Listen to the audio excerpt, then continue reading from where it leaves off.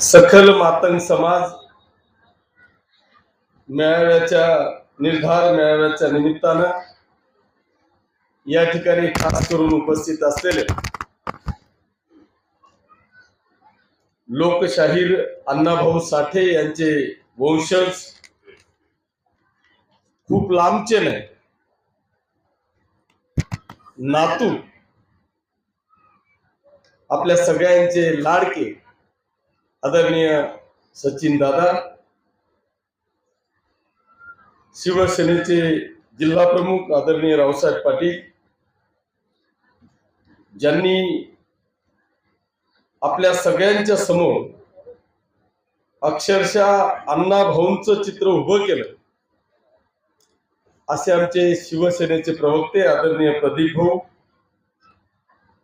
कृषी उत्पन्न बाजार समितीचे सभापती आदरणीय गणेशजी पाटील, आपल्या नगरीचे नगराध्यक्ष संजयजी गोहिल,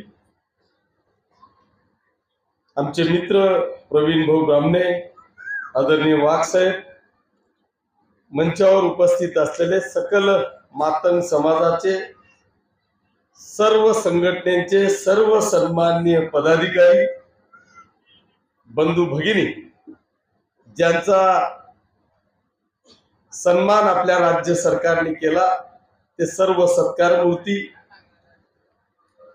खास करून जिनी या महाराष्ट्राला मध्ये एक सन्मान मिळवला अशी आपल्यातली चिमुकली की जिनी उपकेसरी म्हणून सन्मान या ठिकाणी मिळवला, अशी आपल्यातली चिमुकली आणि सचिन दादांना चे विचार ऐकण्यासाठी या ठिकाणी उपस्थित असलेले पाचोरा आणि भडगाव तालुक्यातून आलेले सर्व समाज बांधव, बंधू भगिनी आणि मित्रांनो, मी पहिल्यांदा आपल्या सगळ्यांच्या वतीने आदरणीय सचिन भाऊंचं या पाचोरा नगरीमध्ये मनापासून स्वागत करतो आणि त्यांना धन्यवाद देतो की आपण आमच्या छोट्याशा आमंत्रणाचा मान स्वीकारून आपण एवढ्या धावत्या याच्यातून वेळ काढून आमच्या गावाला आपण आलात, आमचा मान राखला, त्याबद्दल आपल्या सगळ्यांच्या वतीने मी सचिन दादांना मनापासून धन्यवाद देतो, त्यांचे आभार मानतो.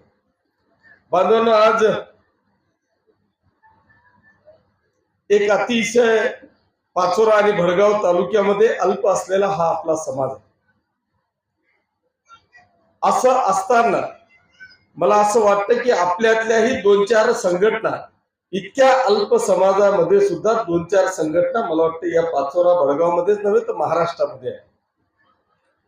खरं म्हणजे ठीक आहे, संघटना असाव्या, कारण प्रत्येक संघटना ही आपल्या समाजाच्या हिताचंच काम करते. पण हे काम करत असताना मला असं वाटतं की आपण नेमकं कोणाकडे काय, कोणाच्या नेतृत्वाखाली काम करतोय हे मला वाटतं आपण पहिल्यांदा पाहिलं पाहिजे. आज जर का या संपूर्ण देशाला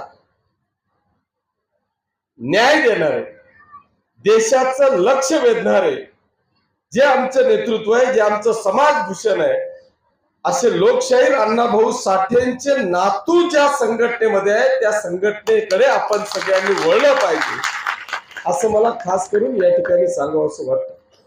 बांधवांनो, आज ज्या माणसाच्या मागे जर का आपण उभे राहिलो, यांची ताकद, यांचे हात जर का आपण बळकट केले, तर खऱ्या अर्थाने अण्णाभाऊ साठेंनी स्वातंत्र्याच्या नंतर दुसऱ्याच दिवशी जी चळवळ या देशामध्ये उभी केली, त्यांनी आपल्या स्वतःच्या जीवाची पर्वा केली नाही, फक्त मातंग समाजासाठी नाही तर या देशातल्या सगळ्या गोरगरीब पीडित जनतेच्या साठी आवाज उठून या समाजाला न्याय मिळवून देण्याची हाक दिली. अशा नेतृत्वाचं जे वंशज आहे, त्यांचे जे नातू आहेत, त्यांचे नातू अण्णाभाऊंच्या पावलावर पाऊल ठेवून जर का पुढे जात असतील तर मला वाटतं या समाजामध्ये 100% समाज हा सचिन दादाच्या पाठीशी उभा राहिला पाहिजे, हे मला खास करून या ठिकाणी सांगावं वाटतं. बांधवांनो, आज जर का जोपर्यंत आम्ही सगळेजण एकत्रित येत नाही, मी निश्चितपणे साहेब, आपण 2 दिवसापूर्वी पाचोरा आणि भडगाव मतदारसंघाच्या बौद्ध समाज बांधवांचा, भगिनींचा या ठिकाणी मेळावा घेतला. मला असं वाटतं की मी आजपर्यंत समाजाच्या कोणत्याही संघटनेच्या प्रमुखांनी जर का तो मेळावा बोलवला असेल तर मी एवढं मोठी सभा कधी पाहिली नाही. पण मी बोलवलेल्या त्या मेळाव्याला आमच्या सगळ्या संघटना एकत्रित आल्या आणि एवढा मोठा मेळावा झाला की मी सुद्धा अचंबित झालो. इथे खुर्च्या जमा कराव्या लागल्या, तिथे खुर्च्या मागवाव्या लागल्या होत्या. हेच नाही, अख्खे मंडप सगळे ओसांडत होते. एवढा समाज एकत्रित आला आणि त्या समाजाने स्वतःच्या न्याय हक्कासाठी आम्हाला काय करून देता येईल, काय करून घेता येईल हा प्रयत्न या ठिकाणी केला. बांधवांनो, माझी आपल्याला, आपण त्या समाजापेक्षा अति अल्प समाज आहात, निदान आपण तरी एकत्रित राहावं.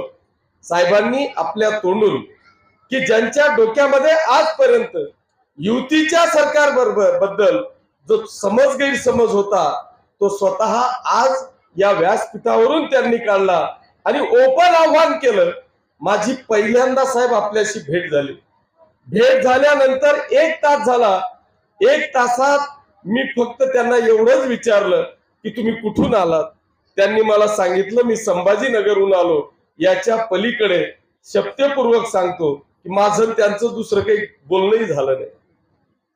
असं असताना सुद्धा फक्त तुम्ही सांगितलेल्या त्यांच्याशी केलेल्या चर्चांवर त्यांनी विश्वास ठेवून डायरेक्ट आपल्याला आव्हान केलं की आपण किशोरप्पांना निवडून द्या. एवढा मोठा समजदार व्यक्तीच्या मागे खऱ्या अर्थाने साहेब मी आपलं मनापासून अभिनंदन करतो, आपल्याला धन्यवाद देतो की माणसाला ज्याला शीतावरून भाताची परीक्षा करणं आलं ना तो जगात सगळं जिंकला. आणि मला असं वाटतं की हे अण्णाभाऊ साठेंचे नातू आहेत, यांनी शीतावरून भाताची परीक्षा केली आणि डायरेक्ट किशोरप्पांना या ठिकाणी निवडून देण्याचं आव्हान केलं. साहेब मी तुमचं मनापासून आभार मानतो. या ठिकाणी एखादा व्यक्ती जर का आला असताना तर त्यांनी सांगितलं असतं माझ्या समाजाकरता हे करा, माझ्या समाजाकरता ते करा, माझ्या समाजाला हे केलं पाहिजे, ते केलं पाहिजे. काहीतरी आणखी असे असतात, सगळं भाषण झालं की मला नंतर व्यासपीठामागे भेटजो, नाही तर आमंत्रण द्यायच्या आधी पहिले काहीतरी सांगतो. साहेब मी तुम्हाला पहिल्यांदा असा व्यक्ती पाहिला की ज्या व्यक्तीशी माझं ना फोनवर बोलणं झालंय ना व्यासपीठावर बोलणं झालंय.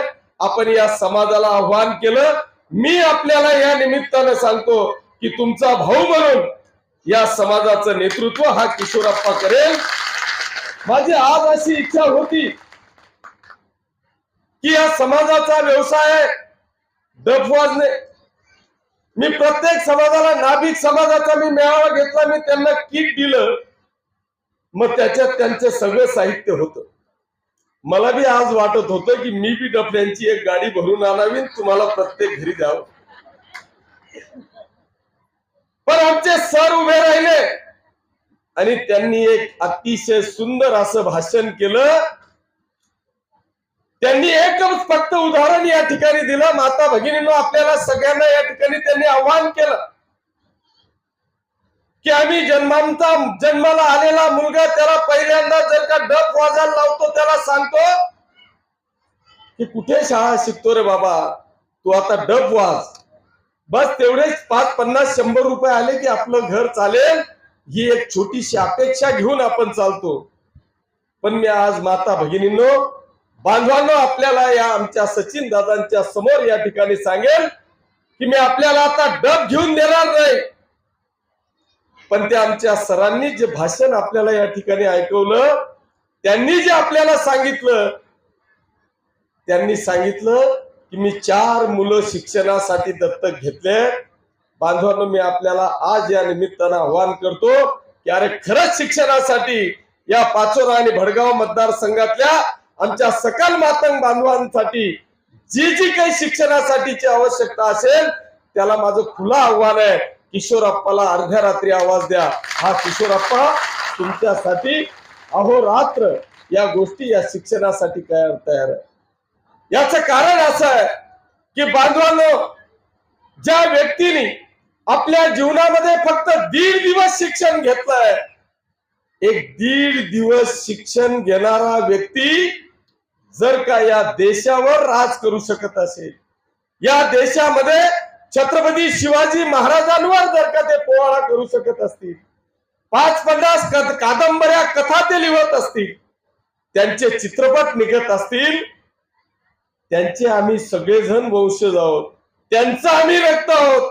अरे 1.5 दिवस शिक्षण घेणारा एखादा व्यक्ती जर का या देशामध्ये नामांकित होत असेल, त्यांचं रक्त असलेलं वंशज जर का कॉलेज शाळा शिकून चांगली डिग्री प्राप्त करत असेल ना, तर मला असं वाटतं की या समाजातल्या कुठल्याही व्यक्तीला या देशाच्या पाठीवर कोणी आव्हान करू शकणार नाही. एवढी मोठी ताकद आमच्या या समाज बांधवामध्ये आहे. आणि म्हणून बांधवांनो, मी आपल्याला या निमित्तानं आव्हान करेल, विनंती करेल की आपण काळजी करण्याची आवश्यकता नाही. आपण शिक्षण ही वाघिणीचं दूध आहे. आपण शिक्षणाकडे वळा. आम्ही किती दिवस हे डफळे वाजणार? बरं, डफळे बी फक्त काही आपल्या असं काही अधोरेखित नाहीये. अरे आता एक बी सुटेल नाही तिथं जर डफळे वाले पाहिले ना, ते आमचे मुस्लिम बांधव होते, मुस्लिमच होते ना. सकल मातंग समाजाच्या मेळाव्यामध्ये डफ वाजायला आले मुस्लिम बांधव, म्हणजे तथे सुद्धा आपली जागीरदारी राहील नाही. मी समजेल होतो की हा बँडवाला दुसरा आहे. मला एक बी बँडवाला 99% बँडवाले साहेब दुसऱ्याच समाजाचे येतो. मातंग समाजाचा 1-2 असेल. का बरं? पैसा नाही, पैसे नाही. आपली प्रॉपर्टी केवढी डफऱ्यापुरतीच आहे आणि आम्ही त्याच्यावर समाधानी मानतोय. आता जर का दवंडी पिटण्याचा एक जर विषय सोडला तर दुसरा कोणताच नियम नाही.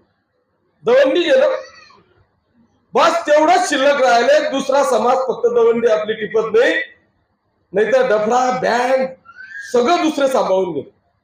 म्हणून बांधवांनो, आपल्याला त्याच्यावर डिपेंड राहता येणार नाही. आपल्याला हे कॉम्पिटिशनचं युग आहे. या युगामध्ये आम्ही शिक्षण घेतल्याशिवाय पर्याय नाही आणि म्हणून शिक्षणासाठी बांधवांनो आपण या गोष्टी केल्या पाहिजे. मी आपल्याला या निमित्तानं सांगेन की इथं माझ्याकडे सभा मंडपाची, सभागृहाची सभागृहासाठी मागणी केली. साहेब, मी आपल्या माहिती करता सांगतो की या पाचोरा आणि भडगाव मतदारसंघातला की जो हा असा अल्पसंख्याक समाज आहे, अति अल्पसंख्याक समाज आहे की ज्याची कुवत नाही, ताकद नाही, क्षमता नाही, की जो एखाद्या 2-5 हजार स्क्वेअर फूटची जागा घेईल, त्या जागेमध्ये 2-5 हजार स्क्वेअर फूटचं बांधकाम करेल. अशा प्रत्येक समाजाला मी या माझ्या पाचोऱ्याला लागून आमची जारगाव ग्रामपंचायत आहे, त्या ग्रामपंचायत मध्ये मी आतापर्यंत बंजारा समाजाला जागा दिली, सभा मंडप दिलं. भोई समाजाला जागा दिली, सभा मंडप दिलं. नाभिक समाजाला जागा दिली, सभा मंडप दिलं. त्या ठिकाणी कोळी समाजाला जागा दिली, सभा मंडप दिलं. आज मी सर्व समाज बांधवांना आपल्या सचिन दादांच्या समोर या ठिकाणी वचन देतो की तुम्ही उद्या मला निवेदन द्या. आपल्या जारगाव ग्रामपंचायतच्या हद्दीमध्ये 10-20 हजार स्क्वेअर फूटची जागा आपल्याला देतो आणि तिथे या सर्व समाज बांधवांच्यासाठी एक सुंदर असं सभा मंडप, सभागृह की जे पाचोरा आणि भडगाव तालुक्यातल्या प्रत्येक व्यक्तीचं, या समाजाचं कुठलंही कार्य असेल तर त्याला कुठल्याही मंगल कार्यालयामध्ये जाण्याची आवश्यकता नाही. अशा पद्धतीचं काम बांधवांनो आपण त्या जारगावच्या ग्रामपंचायतमध्ये त्या ठिकाणी करू. आमच्या साहेबांनी सांगितलं की अण्णाभाऊ साठेंचा कुठेतरी पुतळा आपला झाला पाहिजे. निश्चितपणे त्याच्यासाठी परवानगीची आवश्यकता आहे, पण आपण काळजी करण्याची आवश्यकता नाही. मी तातडीने पाचोरा आणि भडगाव नगरपालिकेमध्ये आपण ठराव करून त्याची प्रोसेस आपण पुढे चालू करू. पण तत्पूर्वी आपण अनेक शॉपिंग कॉम्प्लेक्स बांधवांनो या पाचोरा शहरामध्ये उभे करण्याचं काम या ठिकाणी करतोय. त्याच्यापैकी आपल्या या सकल मातंग समाजाच्या बांधवांनी शॉपिंग कॉम्प्लेक्सवर फक्त बोट ठेवायचं की या शॉपिंग कॉम्प्लेक्सला अण्णाभाऊ साठेंचं नाव आपण द्या. तुम्ही ज्या शॉपिंग कॉम्प्लेक्सवर बोट ठेवाल त्या शॉपिंग कॉम्प्लेक्सचं नाव शाहीर अण्णाभाऊ साठेंचं नाव या ठिकाणी देण्याची घोषणा आज मी करतो. याचा तात्काळ निर्णय नगरपालिकेचे प्रशासन यांना आपण सांगून आपण बांधवांनो त्या ठिकाणी विषय करू. असे अनेक विषय आपल्याला करता येतील, पण मला वाईट फक्त हेच वाटतं की या आमच्यासारख्या राजकीय लोकांच्या नादी लागण्यापेक्षा माफ करा, मी आमदार आहे, पण आज जर का अशी परिस्थिती पाहिली की जे इंग्रजांचं ध्येय धोरण होती की तोडा फोडा आणि राज करा, तीच परिस्थिती बांधवांनो या राजकारणामध्ये अनेक राजकीय लोक करतात. साहेब, आपली तारीख घ्यायची होती, मला सकल मातंग समाजाचा मेळावा घ्यायचा होता. मला माहित नाही की इस दिल के हजार तुकडे हुए. मला वाटलं सगळेच आमचे मातंग बांधव येतात. मी पहिले यांना काहीतरी 20-22 तारीख दिली, नंतर हे आले. आता मला खरंच माहित नाही, देवा शपथ घेऊन सांगतो, मला खरंच माहित नाही. मी म्हटलं जसं आपण सगळ्या समाजाचे मेळावे घेतोय तसं आपल्याला मातंग बांधवांचा पण मेळावा घ्यायचा. मी 20 का 22 तारीख काहीतरी दिली. मध्येच कोणतरी आलं म्हणे त्यांना कसं काय दिली, ते आपले नाहीये. अरे म्हटलं बाबा, मला तसं काहीच माहित नाही. हे आले, म्हटलं मग 5 तारीख, म्हटलं 5 तारीख घेऊ. म्हटलं आपण पहिल्यांदा साहेबांशी बोला. म्हटलं साहेबांचेच नातू आहेत तर आपण हीच तारीख घेतली पाहिजे, साहेबांच्या नातूलाच बोलवलं पाहिजे. ही तारीख दिली, 2-4 जण आले म्हणे ते तर आपले नाही. अरे यार बांधवानो, भगिनीनो, मी आपल्याला हात जोडून विनंती करतो की ह्या अशा पद्धतीने तुम्हाला एकत्रित न येऊ द्यायचं काम आपल्यातलेच काही लोक करतात. माझी तुम्हाला हात जोडून विनंती आहे की आपण, अरे मी आपल्याला या निमित्तानं सांगेन की आम्ही बौद्ध समाजाचा मेळावा घेतला. ते लोक करतात ते डुप्लिकेट असतात, कारण त्यांना सांगू शकतो मी अण्णाभाऊचं कार्य करा, नाही तर हातात बाबा भरा. मी आपल्याला या निमित्तानं मी सांगेन की आहेत बौद्ध समाजामध्ये सुद्धा अनेक संघटना आहेत. अरे पण ज्या दिवशी बाबासाहेबांचं नाव येतं ना, त्या दिवशी सगळ्या संघटना बाजू होऊन बाबासाहेबांच्या मागे आमचा हा बौद्ध समाज त्या विचारांच्या मागे उभा राहतो. आज आम्ही ती शपथ घेतली पाहिजे. साहेबांनी आव्हान केलंय, मला आनंद आहे. मी काम केलंय, विकास केलेला आहे, तुमच्या सोबत राहण्याचा मी या ठिकाणी चंग बांधलेला आहे. पण बांधवांनो, मी आपल्याला या निमित्तानं आव्हान करेल की ज्या पद्धतीने आमच्या बाबासाहेबांच्या मागे सगळ्या संघटना बाजूला करून हा आमचा बौद्ध समाज एकवटतो ना, त्याच पद्धतीने ज्यांच्या नावावर आपल्याला हे जग ओळखतंय ना, अशा अण्णाभाऊ साठेंच्या नातूच्या मागे नाव आल्याबरोबर आमच्या संघटना बाजूला ठेवून अण्णाभाऊ साठेंच्या विचारांच्या मागे, सचिन दादांच्या मागे बांधवांनो आपण बिनशर्तपणे आलं पाहिजे, एवढी एक अपेक्षा या निमित्तानं मी करतो. मी आपल्याला या निमित्तानं विनंती करतोय की यांनी अनेकांनी सांगितलं की आम्ही आजही माझ्या अंतोर्लीचा यादव बागुल आमच्या या ठिकाणी आहे, माझ्या स्वतःच्या गावाचा आहे. आम्ही आजपर्यंत त्यांनी उभं राहून सांगावं की तो माझा काका लागतो बरं का, तो माझा काका आहे. पण तुम्हाला मी आज या निमित्तानं सांगेल, माझ्या गावातलं ते बागुल कुटुंब आहे, त्या कुटुंबाला आजपर्यंत असं आम्ही कधी समजलं नाही की मी काय पाटील आहे, राजपूत आहे, मांग आहे, बागुल आहे. अरे आम्ही एका घरात बसून, त्याच्या घरात बसून बांधवांनो त्या ठिकाणी एकमेकांच्या थाटीत ताटात जेवण करण्याचं काम आजपर्यंत केलेलं आहे. असा कधी आम्ही समाज अशा पद्धतीच्या भेदभाव आम्ही या ठिकाणी केलेला नाही. अरे त्याचा भाऊ आहे साहेबू, साहेबू आलाय घरी तर उभा राह. हा त्याचा लहान भाऊ आहे. मी एक दिवशी फक्त गावात गेलो आणि मला माहिती पडलं की साहेबू आजारी आहे. अरे मी सगळं सोडलं, त्याच्या घरी गेलो आणि त्याची परिस्थिती पाहिली. खिशात दमडी नाही, त्याला दवाखान्यात न्यायचं, रिक्षात जायला सुद्धा पैसे नाही. जो व्यक्ती पूर्ण गावामध्ये माझ्या आषाढी एकादशी असेल, कोणी मेला असेल, कोणाची हळद असेल, कोणाचं लग्न असेल, त्या ठिकाणी जाणारं हे कुटुंब, आणि ते फक्त पैशांसाठी खाटल्यावर पडलेलं आहे. दवाखान्यात जायची परिस्थिती नाही. बांधवांनो त्या दिवशी मी काय केलं हे सांगणार नाही, पण त्याच्यासाठी हे त्याचं बोलकं, त्याचं मन, त्याच्या बेंबीच्या देठेपासून तो उभा राहून या ठिकाणी सांगतोय. ही वस्तुस्थिती आहे, हे मला सांगायची. हे काय प्रदर्शन करण्याकरता इथं मी त्याला बोलवलेलं नाहीये. आता सुद्धा परवाच्या दिवशी मी घरी येत असताना रात्री मी 1-1:30 वाजता आलो, तो 1 वाजता मोरीवर होता आणि मला सांगितलं मला काहीतरी दवाखान्यात जायचंय का काहीतरी करायचंय. 1-1:30 वाजेपर्यंत माझी वाट पाहत बसला. बांधवांनो, ज्याला गरज आहे ना त्याच्याकरता 100% किशोरप्पा आहे. मी जोपर्यंत घरून निघत नाही ना तोपर्यंत माझं साहेब दुकान बंद होत नाही. रात्री 12, 1, 2 मला अक्षरशः मागच्या दरवाजाने पुढच्या दरवाजाने नाही तर गर्दीतून निघून जावं लागतं.